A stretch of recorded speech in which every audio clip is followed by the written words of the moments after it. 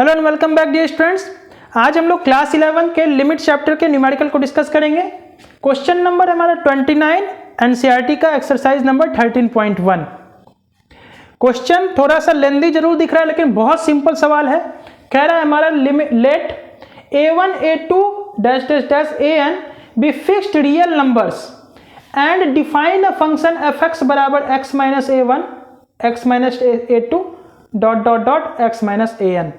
मतलब सवाल को समझे कि a1 a2 an कोई रियल नंबर्स है, हमारा कोई भी हो सकता है 1 2 3 4 या 1.2 1.3 कुछ भी, ये लोग रियल नंबर्स है। ये सारा a1 से लेकर के an तक ये फिक्स्ड रियल नंबर्स है। ऐसा फिक्स्ड मतलब जो चेंज नहीं हो रहा है, रियल नंबर्स है जैसे 1 2 3 4 वो फिक्स्ड है, ठीक है। एंड डिफाइन अ फंक्शन, ये फंक्शन हमारा डिफाइन है x minus a1 x minus a2 x minus an, ठीक है। तो कह रहा है what is limit x tends to a1 fx, हमारा x tends to a1 fx का वैल्यू क्या होगा, मतलब लिमिट का। और दूसरा सवाल है कि अगर हमारा a जो है a1 a2 an के बराबर नहीं है, a1 a2 an जो भी है उसके अलावा हमारा a है, a कोई और नंबर है a1 a2, जैसे a1 का वैल्यू 1 है a2 का वैल्यू 3 है, तो a हमारा ऐसा नंबर है जो इन सारे नंबर से के अलावा है, कोई तीसरा नंबर है जो कि इन सभी से मैच नहीं कर रहा है। तो a is not equal to a1 a2 an। तो हमें कंप्यूट करना है limit x tends to a fx। तो बहुत सिंपल सवाल है लेकिन थोड़ा सा लेंदी दिख रहा है। तो हम लोग स्टार्ट करते हैं सवाल को सॉल्व करना। हमें क्वेश्चन में सिंपल सा कह रहा है limit x tends to a1 fx निकालने के लिए, यही कह रहा है। पहला वाला सवाल देख रहे हैं what is limit x tends to a1 fx। हमें a1 पर लिमिट निकालना है इस फंक्शन का। तो फंक्शन हम लिख लेते हैं limit x tends to a1, function हमारा दिया हुआ है x minus a1 x minus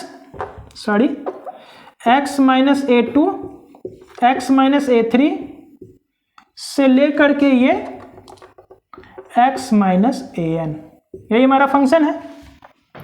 अगर गौर से देखें तो ये एक पॉलिनोमियल फंक्शन है, हम लोग जान रहे हैं पॉलिनोमियल फंक्शन है। तो लिमिट का कोई भी सवाल रहता है हम लोग क्या करते हैं, पहला स्टेप हमारा यही होता है कि x जिस भी नंबर को टेंड कर रहा है वो अपने फंक्शन में डाल देना है, जहां जहां x है वहां वहां इस नंबर को डाल देना है। Limit x tends to a1, जो भी a1 कोई भी नंबर है उसको हम लोग को अपने क्वेश्चन में पुट कर देना रहता है, सब्स्टिट्यूट कर देना रहता है।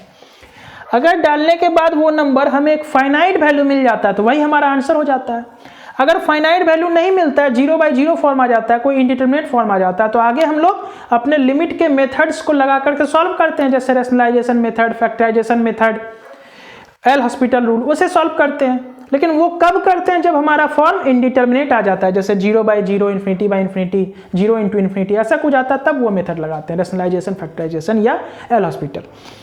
लेकिन यहाँ पे जो हमारा फंक्शन है ये तो सिंपल हमारा पॉलिनोमियल फंक्शन है। न्यूमरेटर में ये है, डिनोमिनेटर में तो 1 है, तो 0 बाई 0 आने का तो सवाल ही नहीं उठता। अगर डिनोमिनेटर में भी इस टाइप का कुछ टर्म रहता और हम लोग जब इसको पुट करते x टेंस टू a1 तो 0 बाई 0 आता, तब आगे हम लोग कुछ सोचते। लेकिन यहाँ पे तो डिनोमिनेटर में कुछ नहीं है तो 1 है, तो ये सिंपल सा हमारा फंक्शन हो गया। जहां जहां x है वहां वहां हम लोग a1 पुट कर देंगे, जो भी हमारा आंसर होगा वो फाइनाइट ही आंसर देगा, क्योंकि 0 बाई 0 आने का तो सवाल ही नहीं है। तो चलिए हम लोग यहाँ पर a1 पुट करते हैं जहां जहां x1 है। तो a1 माइनस a1 पहले वाले में, दूसरे वाले में a1 माइनस a2, तीसरे वाले में a1 माइनस a3 से लेकर के a1 माइनस an तक। अब a1 a2 आपस में बराबर है या नहीं इसके बारे में कुछ पता नहीं है, क्योंकि यहाँ लिखा हुआ a1 a2 भी फिक्स्ड रियल नंबर्स, कोई फिक्स्ड रियल नंबर्स है। ये तो नहीं कह रहा है कि a1 a2 आपस में बराबर है या नहीं है, फिक्स्ड रियल नंबर्स है, कोई भी फिक्स्ड रियल नंबर हो सकता है। लेकिन यह a1 a2 आपस में बराबर है या नहीं है ये हम श्योर नहीं बता सकते हैं, बराबर हो भी सकता है नहीं भी हो सकता है। लेकिन ये पहला वाला यहाँ तो a1 माइनस a1 ही आ रहा है, बाकी जो a1 माइनस a2 है, a1 माइनस a3 है, इसके बारे में कुछ कह नहीं सकते हैं। तो यहाँ पे क्या हो रहा है, फर्स्ट टर्म हमारा 0 हो जा रहा है। तो चूंकि फर्स्ट टर्म 0 हो रहा है, बाकी सारा नंबर मल्टीप्लाई में है, तो ये जो आंसर आएगा हमारा वो 0 हो जाएगा। तो limit x tends to a1 fx हमारा 0 हो जाएगा। तो आई बात समझ में, सिंपल सा सवाल था, बस सवाल को लेंदी बना दिया गया था, ठीक है। तो ये पहला क्वेश्चन हमारा सॉल्व हो गया। अब दूसरा क्वेश्चन है हमारा for some a is not equal to a1 a2 an compute limit x tends to a, इस बार a है fx।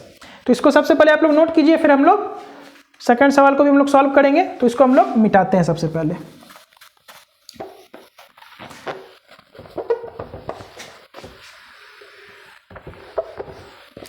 अब हमें limit x tends to a fx निकालना है। तो यहाँ भी हमारा फंक्शन तो वही है ना, fx हमारा वही है, तो limit x tends to a पे निकालेंगे।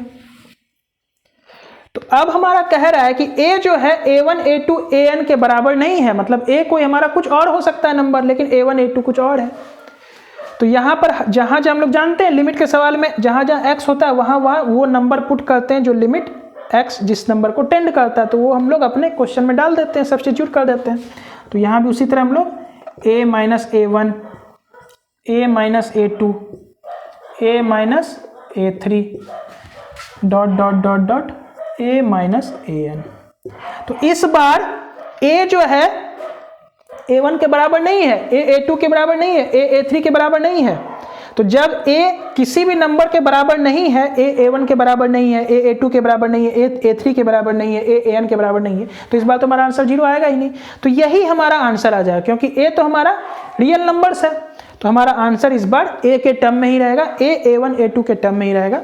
तो limit x tends to a fx का वैल्यू जो हमारा होगा ये आएगा। तो आई होप समझ में आया होगा लेक्चर, पसंद भी आया होगा। Thank you.